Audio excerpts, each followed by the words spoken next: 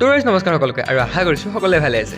পিছে মোৰ কাইন মাষ্টাৰটো অকণমান প্ৰব্লেম হৈ আছিল, তো আকৌ নতুনকৈ আৰম্ভণি কৰিম বুলি ভিডিঅ' এটা অ'পেন কৰিলোঁ। পিছে আজিৰ ভিডিঅ'টো মোৰ ঘৰৰ পৰা আৰম্ভ। সেই ঘৰত আহি প্ৰথম কামটোৱে হ'ল লগুণডাল সলোৱা, কাৰণ আজি আছে ঘৰত আমাৰ বিশেষ এখন পূজা। এই পূজা মানে জন্মতিথিৰ পূজা। পিছে জন্মদিনৰ পূজাখন কালি ভিডিঅ'টো চালেহে গম পাব। তো ধুনীয়াকৈ হালধীয়া ধুতিখন পিন্ধি পূজা কামবোৰ সমাপ্ত কৰিলোঁ। তো সকলোবোৰ কাম সমাপ্ত কৰি ধুনীয়াকৈ মাছকেইটা লৈ ওলালোঁ মই নদীৰ ফালে বুলি, কাৰণ এই মাছকেইটাই এটা সুকীয়া কাহিনী ধৰি আহিছে।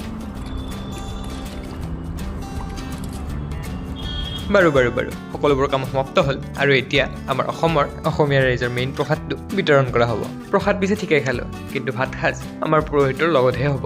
পিছে ককা, খুৰা আৰু ভাইটি মোৰ কাষতে বহি আছে। ধুনীয়াকৈ খোৱা লোৱা সকলো শেষ কৰিলোঁ আৰু আমাৰ আলহীকেইজন ইয়াতে আহি পালে। ধুনীয়াকৈ অতিথি সৎকাৰ কৰিলোঁ আৰু মই ওলাই পৰিলোঁ জিমৰ ফালে বুলি। মোৰতো জোচটো জানে, তাত সময় নাপালে কি হ'ল, ইয়াতে আহি গাৰ বিষটো উঠোৱাৰ কাৰণে মই তৎপৰ হৈ থাকোঁ।